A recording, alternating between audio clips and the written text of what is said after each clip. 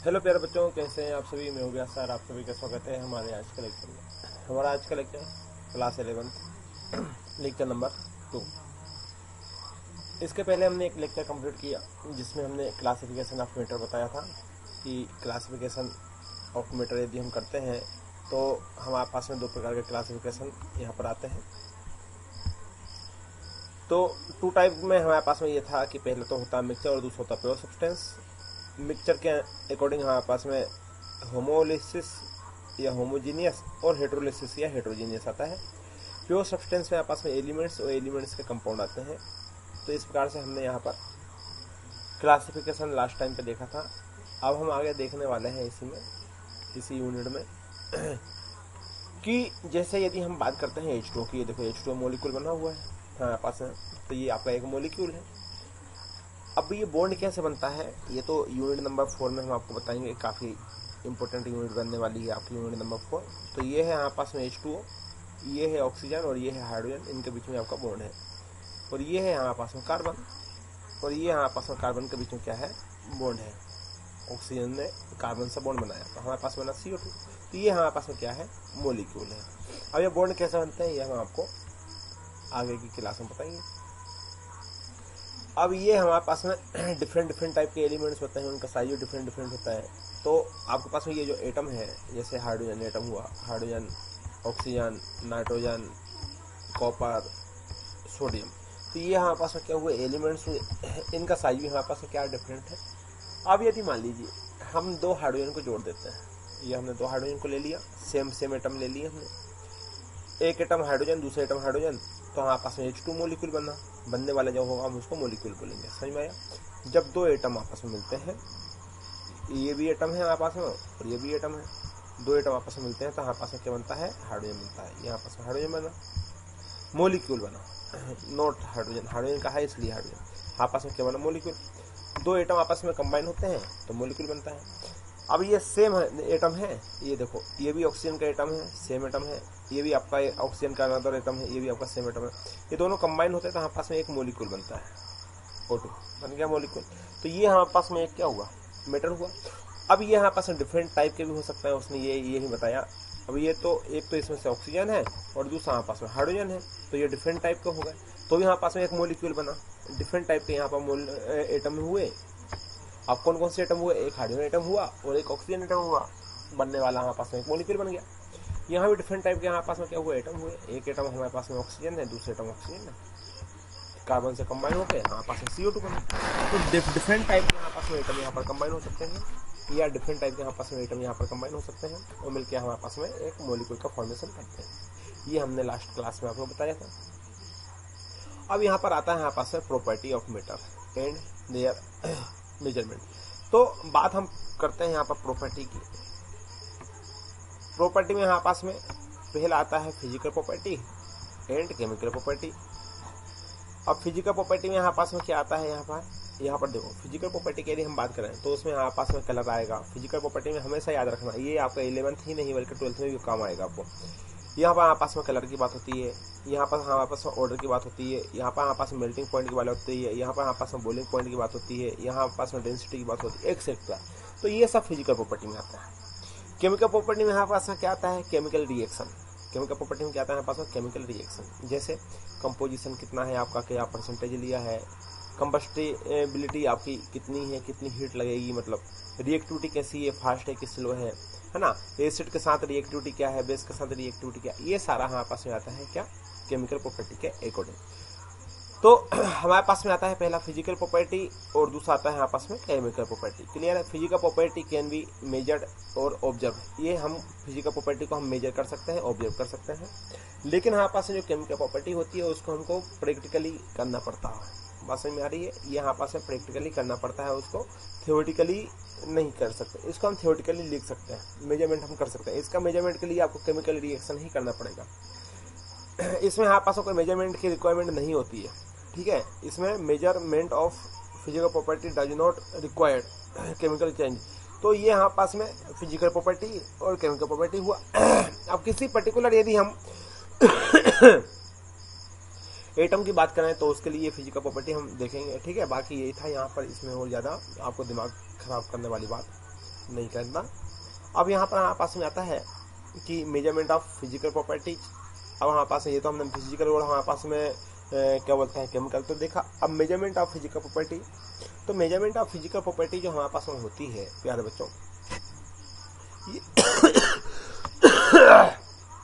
हमारे पास में दो प्रकार की प्रॉपर्टी होती है। पहला होता है क्वांटिटेटिव और दूसरा होती है क्वालिटेटिव। समझने की कोशिश करना हम क्या कर रहे हैं। दो प्रकार की प्रॉपर्टी में पहली होती है क्वांटिटेटिव प्रॉपर्टी और दूसरी होती है हमारे पास में क्वालिटेटिव प्रॉपर्टी। क्वांटिटी और क्वालिटेटिव, पहले हम क्वालिटेटिव मेजरमेंट करते हैं और उसका में क्वांटिटी कितना, पहले ये पता चले किसका होना है और कितना होना है।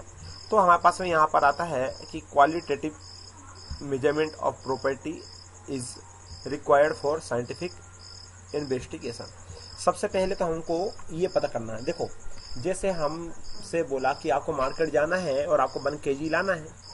आपको मार्केट जाना है, आपके घर वाले ने आपसे कहा कि जाइए भाई मार्केट और 1 kg लाना है आपको। अब आपके दिमाग में क्वेश्चन आता है ना कि भाई कि लाना क्या है, मार्केट में बहुत सी चीजें मिलती है, 1 kg क्या लाना है। अब घर वाले आपसे बार बार एक ही बार बोल रहे हैं नहीं आप तो मार्केट जाओ 1 kg लाओ। तो आपके दिमाग में एक क्वेश्चन उठता है कि मार्केट में जाऊंगा ठीक है, लेकिन लाना क्या है, 1 kg लाना है, ये भी समझ गया। क्या लाना है आप पूछोगे ना फैमिली वाले से कि भाई बताओ तो लाना क्या है, लेकिन फैमिली वाले बता ही नहीं रहे। आपको तो मार्केट जाना 1 kg लाना है, आपका दिमाग खराब नहीं होगा। तो इसको बोलते हैं हम क्वालिटेटिव। क्या बोलता है, क्वालिटेटिव। अब क्वालिटी बताओ भाई क्या लाना है, तो उन्होंने बोला पोटैटो लाना है, टोमेटो लाना है, बैंगन लाना है, या आपके पास में मिर्च लाना, जो भी है आपका, लेमन लाना है, शुगर लाना है, ऑयल लाना है। अब बात बनी ना कुछ कि मार्केट जाना है 1 किलो लाना है, बोल दिया ऐसे काम नहीं चलेगा। हाँ मार्केट जाना है और 1 kg आपको बैंगन लाना है। तो सबसे पहले हम बात करते हैं क्वालिटेटिव कि लाना क्या है, ये तो पता चले। तो जब क्वालिटेटिव पता चल जाएगा तो फिर पता चलेगा कि हाँ भाई कितना लाना है, 1 kg लाना है, 2 kg लाना है, तो वो है क्वांटिटेटिव। क्वांटिटी आपको बताना है, 1 kg है, 2 kg है, 3 kg, ये है हमारे पास में क्वांटिटी।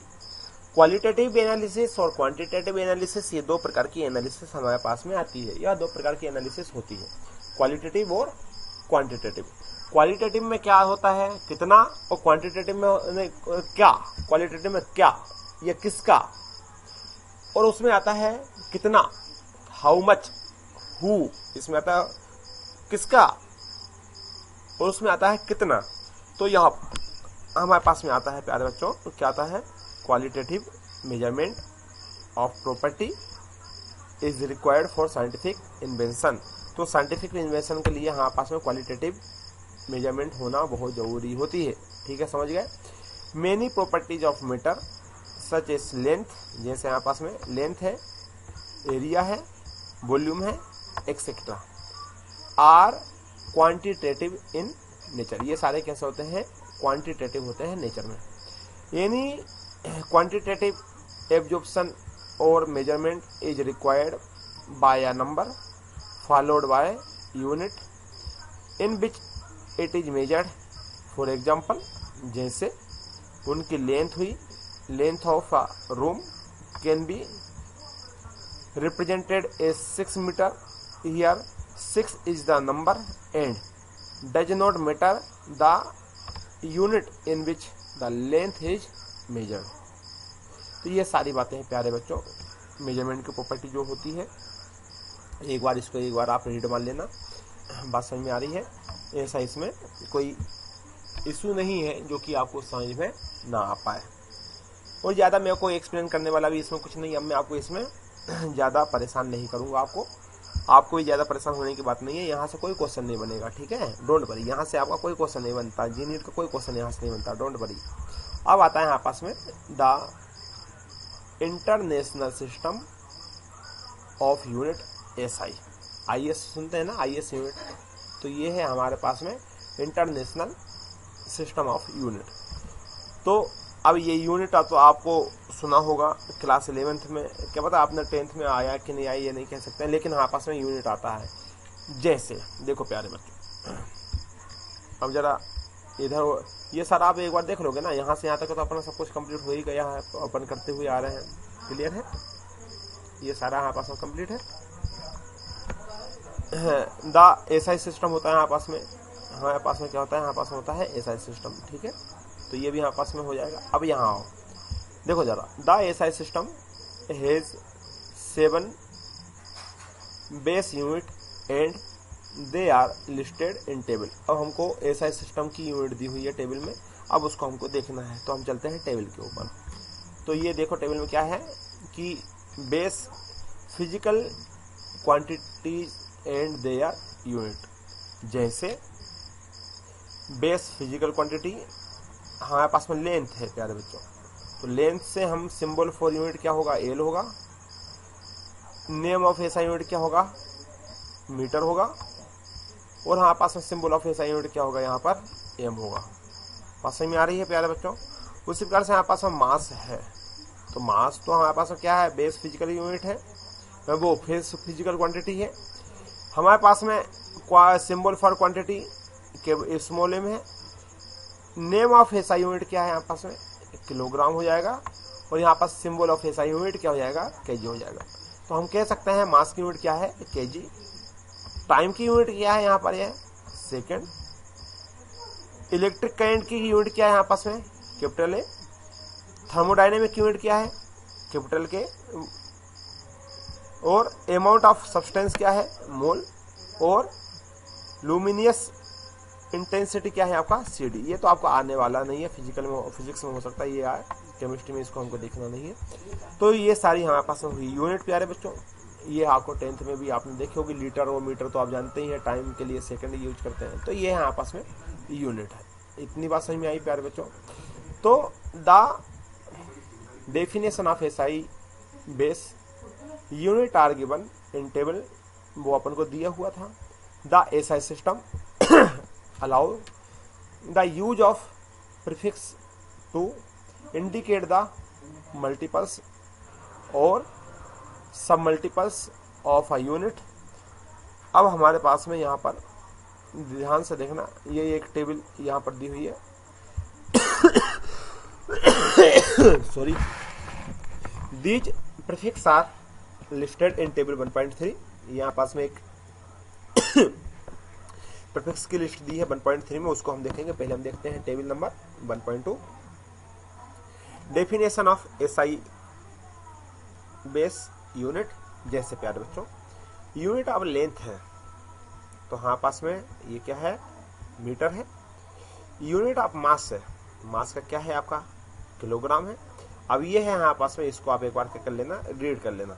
यूनिट ऑफ टाइम है, तो ये क्या है हमारे पास में, सेकंड है। अब रीड कर लेने मतलब क्या हुआ कि the second is the duration of 1/192/613/770 periods of the radiation. तो ये सारी चीजें देखो, इतने कुछ जरूरी नहीं है प्यारे बच्चों। आपको सिर्फ एक ही बात की यहाँ पर जरूरी है, ध्यान रखना है। वो क्या है, वो ये है हमारे पास में कि इनकी यूनिट क्या होने वाली है, ये इनकी यूनिट क्या रहेगी। इसके अलावा हमको ज़्यादा यूनिट याद नहीं रखना, ठीक है। तो ये आप एक बार रीड कर लेना यहाँ से यहाँ तक, ये हुई आपकी यूनिट, ठीक है। अब आगे चलते हैं अपन यहाँ पर इसी में। आप देखो जरा, यहाँ पर आया हमारे पास में प्रीफिक्स। उसने बोला था कि यहाँ पर प्रीफिक्स दिए हुए हैं, तो prefix use in the SI system. अब एसआई सिस्टम में जो हम प्रीफिक्स यूज करते हैं वो यहाँ पर दिया हुआ है, एक लिस्ट बनी हुई है। जैसे 10 की पावर, चलो अपन नीचे से देखते हैं तो ज़्यादा अच्छे से आएगा समझ में, है ना। अपन नीचे से देख, उल्टे चलते हैं। यहाँ पर ये सिंबल दिया हुआ है, ठीक है। जैसे यहाँ पास 10 की पावर 24 है, तो इसको ओटा बोलते हैं, ये रिप्रेजेंट करते हैं बाय से। अब हम चलते हैं ऊपर। अब 10 के पावर -24 है, तो हम इसको ये ऑक्टो बोलते हैं, रिप्रेजेंट करते हैं बाय से। 10 के पावर -21, तो इसको जेप्टो बोलते हैं, रिप्रेजेंट करते हैं आप जेड से। तो इस प्रकार से ये यहाँ पास में सिंबल है, यहाँ पास में प्रीफिक्स है, ये दिख रहा है। यहाँ पास में क्या है, प्रीफिक्स है, यहाँ पास में सिंबल है, और यहाँ पास में मल्टीपल है। तो इस प्रकार से हमारे पास में ये एक लिस्ट बनी है। इसको याद करने की आपको कोई ज़रूरत नहीं है। हाँ, फिजिक्स में आपको जरूर इसको याद करना पड़ता है, वो भी कुछ, सभी नहीं। अब ये यहाँ पास में वेट है, ये इलेक्ट्रिकल वेट है। ये यहाँ पास में केमिस्ट्री में जब हम कोई सब्सटेंस को लेते हैं, जैसे हमने सोडियम को वेट किया, आपने कोई भी मेटल को वेट किया, तो उस वेट करने के लिए यहाँ पास में ये वेट मशीन है। ये हाँ, अब तो आजकल ये चलती नहीं है क्योंकि इलेक्ट्रिकल मशीन आ गई है। ये इलेक्ट्रिकल मशीन नहीं है प्यार बच्चों, इसमें हमारे पास में छोटे छोटे बांट होते हैं ना, पत्थर टाइप के होते हैं, बांट होते हैं, छोटे छोटे बेट जिसमें होता है मिलीग्राम ग्राम में, यहाँ पास में यहाँ पर क्या होता है, इसके बेट होते हैं। अब तो हालांकि ये लेब में आपको देखने के लिए मिलेगा, लेब में भी अब इसका यूज होता नहीं है क्योंकि इलेक्ट्रिकल यूज आ गया। अब देखो जैसे अपन कोई मार्केट गया और कोई हमको सामान लाना है, सब्जी लाना है, 1 kg हमको मान लो टोमेटो लाना है ना, या आपको मिर्च लाना है, गाजर लाना है, आलू लाना है, पोटैटो लाना है ना, आपको बैंगन लाना है। तो जब आप बैंगन लेने के लिए मार्केट में जाते हो तो आपके पास में 2 चॉइस होती है, या तो दुकानदार आपको वो पुराने वाले कांटे से देगा, वो इसी टाइप का कुछ दिखता है ना, ये हमारे पास में यहाँ से यहाँ तक एक ये लंबा होता है और एक यहाँ लटका होता है, इस पर बेट रखा होता है, इस पर हम सामान वगैरह रख देते हैं।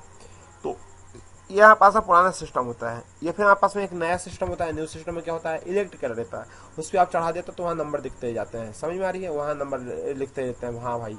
तो इलेक्ट्रिकल, तो वो इलेक्ट्रिकल मशीन हमारे पास में केमिस्ट्री में भी आ गई, इसलिए हम ये वाली जो मशीन है इसको कम ही देखते हैं, ये देखने के लिए हमको कई जगह नहीं मिलती है।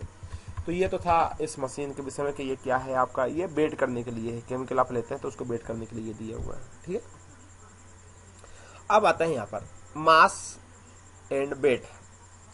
अब मास से बेट के लिए तो मैं आपको बता ही दिया, ठीक है ना, कि हमारे पास में क्या सोर्स है, किसके द्वारा हम बेट करेंगे। अब देखो, mass of a substance is the amount of matter present in it, कि हमारे पास में कितना मैटर है, जबकि weight is the force exerted by gravity on an objective, कि कोई भी ऑब्जेक्ट है उसके ऊपर हमने कितना फोर्स लगाया है, वो है हमारे पास में। इतनी बात समझ में आ रही है। ये आपको फिजिक्स में बहुत अच्छे से देखने के लिए मिलेगा प्यारे बच्चों यहाँ पर, तो ये बस आप एक बार देख लो यहाँ पर, बाकी इसको फिजिक्स में आपको देखने के लिए मिलेगा। जैसे 1 kg है आपका, तो 1 kg में इतने ग्राम होते हैं, तो ये हम बोलेंगे भाई ये यहाँ पास में क्या हुआ, 1 kg में इतना क्या हुआ आपस में ग्राम हुआ, ठीक है। उस ये बेड मशीन तो मैं आपको बता ही दिया है ना, बेड मशीन के विषय में आपको बता दिया। अब बेड मशीन में जा देख लेते हैं यहाँ पर क्या होता है, थोड़ा सा आपको आइडिया लग जाए। हालांकि ये काम का नहीं है, फिर भी इतना इम्पोर्टेंट नहीं है, काम का तो इतना इम्पोर्टेंट नहीं है।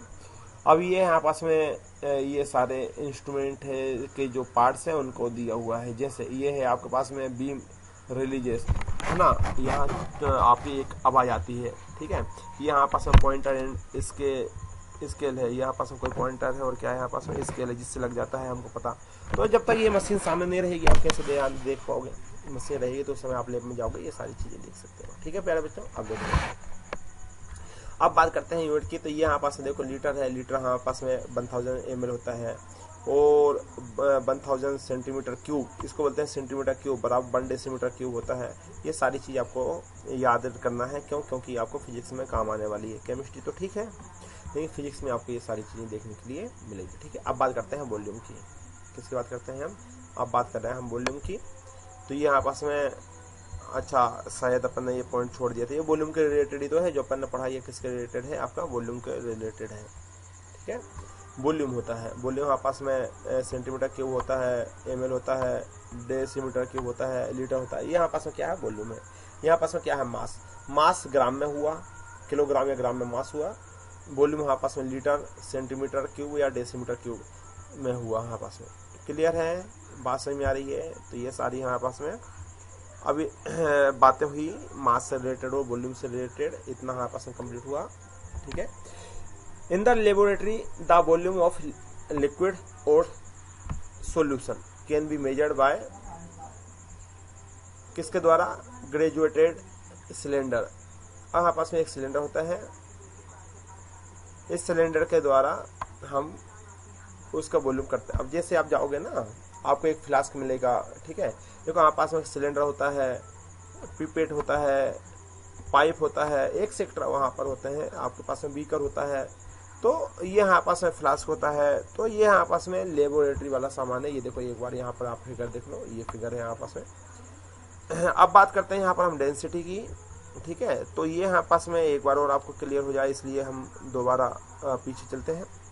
तो ये हमारे पास में मेजर है, वॉल्यूम का है, ठीक है। वॉल्यूम के लिए हम ये यूज कर सकते हैं। ये सारा वॉल्यूम में आ जाएगा आपका। ठीक है, बात समझ में आ रही। देखो ये होता है इस प्रकार से हमारे पास है जो दिखेगा इंस्ट्रूमेंट उसको आप ब्यूरेट बोलेंगे। लेब में आपने देखा होगा 10th में, ये आप इसको पिपेट बोलेंगे, देखा होगा आपने। ये आप सिलेंडर बोलते हो इसको। ठीक है, ये आपका क्या है, वॉल्यूमेट्रिक फ्लास्क है। ये सारी बात यहाँ पर हमारे पास में आती है। अब बात करते हैं डेंसिटी की प्यारे बच्चों। तो ये हमारे पास में डेंसिटी। तो डेंसिटी में हमारे पास में the two properties mass and volume discuss above are related is follow. जैसे डेंसिटी का हमारे पास फार्मूला ये होता है क्या, mass is equal to density is equal to mass upon volume.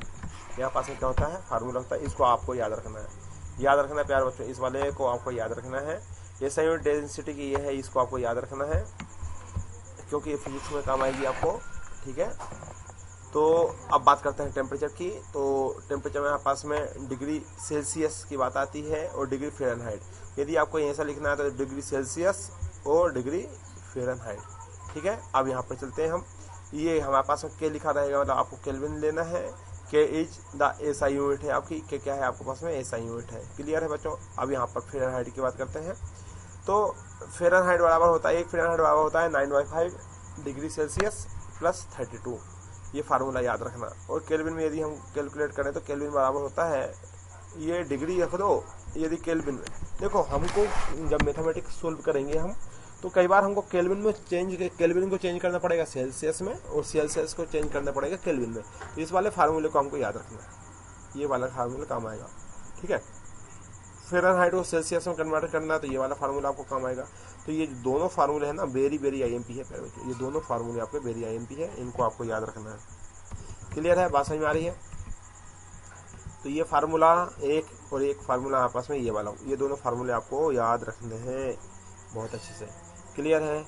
अब ये है आपस में केल्विन, ये हमारे पास में केल्विन है, ये केल्विन का स्केल होता है, यहाँ पास सेल्सियस का स्केल होता है, यहाँ पास फ़ारेनहाइट का स्केल होता है, ये रूम टेम्परेचर वगैरह ये लैब में मौजूद होते हैं। तो आप वहाँ पर इसको देख सकते हैं। बात समझ में आ रही प्यारे बच्चे।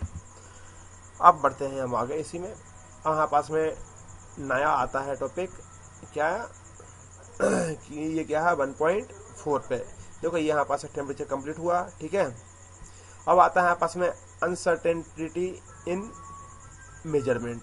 अब हमारे पास में एक नया टॉपिक आया, लेकिन इस टॉपिक को आज हम स्टार्ट नहीं करेंगे। इस टॉपिक को हम आने वाले लेक्चर में स्टार्ट करेंगे और एक्सप्लेन करेंगे। ठीक है, तो आज का लेक्चर हम यहीं पर कंप्लीट करते हैं। मिलते हैं आने वाले लेक्चर में, जब तक पढ़ाई करते रहिए। Wish you all the best. Thank you.